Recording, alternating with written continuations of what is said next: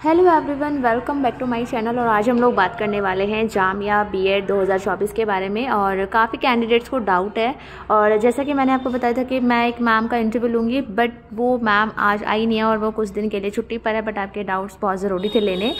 तो सबसे पहले हम लोग बात करते हैं इसके इंट्रोडक्शन की। तो जामिया मिलिया इस्लामिया एक ओपन यूनिवर्सिटी है, ठीक है। यहाँ से आप लोग अपना जो है बीएड कर सकते हैं ओपन से घर बैठे। यहाँ पे जो बीएड की ड्यूरेशन है आपकी 2 साल की रहेगी। तो यहाँ पे पहले हम बात करते हैं इंट्रोडक्शन, मतलब हमारा बेसिकली हो गया।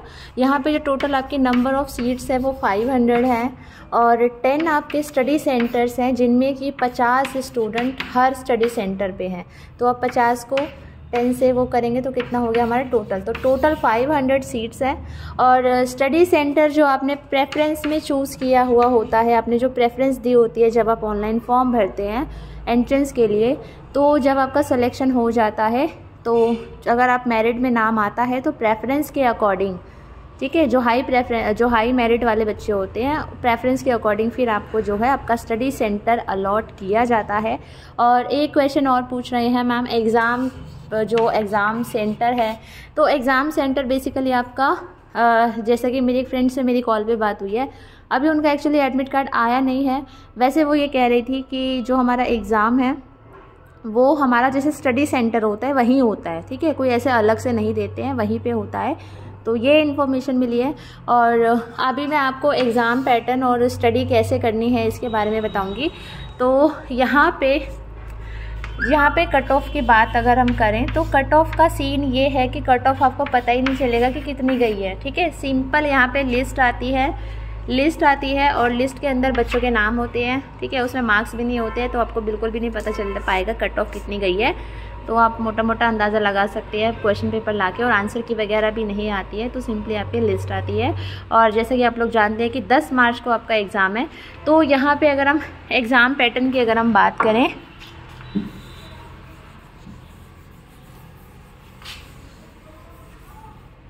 क्योंकि बहुत ज़्यादा इश्यूज़ आ रहे हैं एग्ज़ाम पैटर्न को लेके और तैयारी को लेके, यहाँ पे शॉर्ट में लिख देती हूँ। तो एग्ज़ाम पैटर्न यहाँ पे आपके 5 पार्ट होते हैं, ठीक है। यहाँ पर A, B, C, D, E। तो यहाँ पे बहुत ज़्यादा कन्फ्यूजन है, तो वही मैं क्लियर करती हूँ। तो जो आपका A पार्ट है, इसके अंदर आपका इंग्लिश कॉम्प्रिहेंशन है, ठीक है। पैसेज आएगा, पैसेज के अंदर से आपको आंसर्स फाइंड आउट करने हैं। जो आपका पार्ट B है उसमें आपका रीजनिंग है, ठीक है।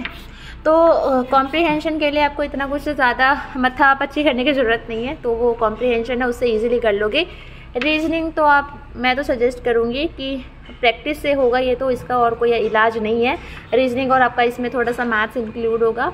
तो आप अदर यूनिवर्सिटीज़ के पेपर्स लगा सकते हो बीएड एंट्रेंस के, क्योंकि लेवल सेम ही रहता है सब यूनिवर्सिटीज़ का, ऐसा नहीं है कि ज़्यादा इजी या ज़्यादा टफ आ जाए, सेम ही रहता है। देन उसके बाद जो हमारा C पोर्शन है, इसमें एजुकेशन में आजकल क्या क्या चल रहा है, ठीक है, और आपका जो है जनरल अवेयरनेस, ठीक है। करंट अफेयर्स का बहुत ज़्यादा रोल है यहाँ पे। यहाँ मैं बता दूँ, ये आपकी 10 नंबर की है, ये आपकी 20 नंबर की है रीजनिंग और मैथ, और यहाँ पे आपकी जो ये है ये आपकी है 25 नंबर की। तो करंट अफेयर का बहुत बड़ा रोल है आपके एग्ज़ाम में। तो यहाँ पे जनरल अवेयरनेस और एजुकेशन की फील्ड में भी क्या क्या नया हो रहा है, तो बेसिकली यहाँ पे जीए जनरल अवेयरनेस है आपकी 25 नंबर की है। तो इस चीज़ को आपको बहुत ध्यान रखना है अच्छे से। तो करंट की चीज़ें थोड़ा सा देख लीजिए, जो यूट्यूब चैनल वगैरह पे आप लोग कहीं से भी देख सकते हैं, बाकी मैं करा ही रही हूँ। और एक चीज़ और मैं क्लियर कर दूँ कि आपका जो पेपर है वो आपका इंग्लिश मीडियम में आता है। और अभी काफ़ी कैंडिडेट मुझे मैसेज कर रहे थे कि मैम आप जो वीडियोज़ अपलोड कर रहे हैं वो हिंदी में है, इतना तो थोड़ा सा तो ट्रांसलेट आप भी कर सकते हैं। बेसिकली आपको समझ आना चाहिए कॉन्सेप्ट। बाकी पेपर आएगा, बाकी अभी जो मैं नेक्स्ट वीडियो डालूंगी वो मैं इंग्लिश में ही डालूंगी, ठीक है। तो यहाँ पे ये आपको क्लियर हो गया। अब यहाँ पे है हमारा, यहाँ डी जो आपका मतलब पोर्शन है, यहाँ पे आपका है टीचिंग लर्निंग स्कूल, ठीक है। तो बेसिकली यहाँ पे जो पेडागोजी होती है, आप किस तरीके से चीज़ों को हैंडल करेंगे, किस तरीके से आप चीज़ों को इम्प्लीमेंट करेंगे टीचिंग में, तो वही सारा आएगा। और ये भी आपका 25 नंबर का है, ठीक है। तो 25, 25, 50 और 20 और 10 कितने हो गए आपके, ये हो गए 30 और ये 50, 80 हो गए। अब बचा हमारा ई पोर्शन, ठीक है। तो ई में बहुत ज़्यादा कन्फ्यूजन है। अब ई में भी है ना 5 पार्ट है, ठीक है, 5 है। इसमें इंग्लिश है आपका, हिंदी है आपका, और इसमें आपका एसएसटी है, साइंस है और मैथ है, ठीक है।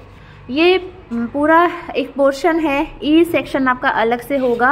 अब यहाँ पे ये जो चारों पोर्शन है ABCD, ये आपको करने कंपलसरी है, आप इनको नहीं छोड़ सकते। लेकिन जो आपका ई पार्ट है, ई पार्ट के अंदर आपको 1 2 3 4 5 इन 5 में से एक करना है। ये भी 20 नंबर का है, ये भी 20 नंबर का है, 20 नंबर के हैं। सारे अटैम्प्ट नहीं करने हैं, एक्स्ट्रा मार्क्स नहीं मिल जाएंगे आपको, ठीक है।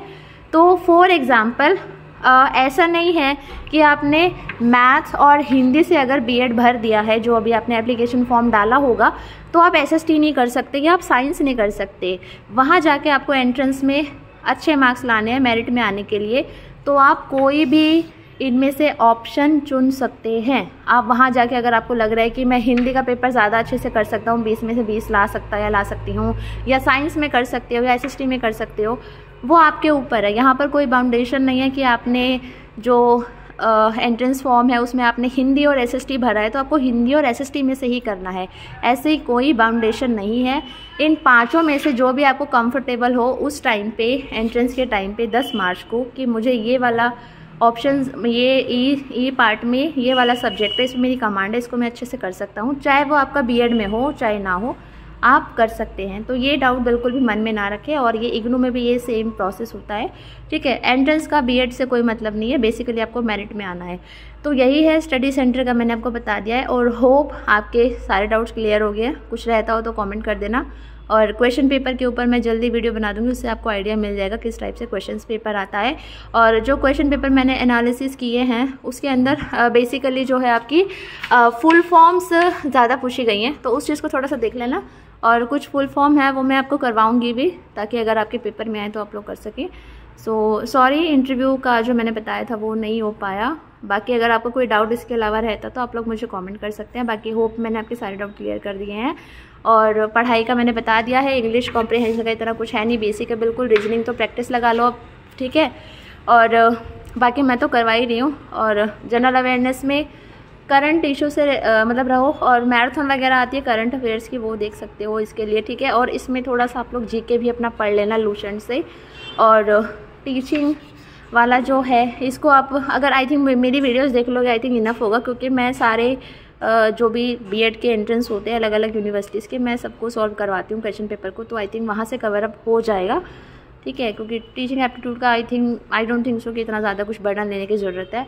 और यहाँ पे ये चीज़ आप जिसमें है आपके यहाँ बढ़िया कर सकते हैं, तो उसको आप लोग देख सकते हैं। बाकी मैं क्वेश्चन पेपर जैसे ही आपके साथ शेयर करूँगी तो आपको उससे थोड़ा सा आइडिया हो जाएगा कि किस लेवल का आता है, ठीक है। So thank you so much.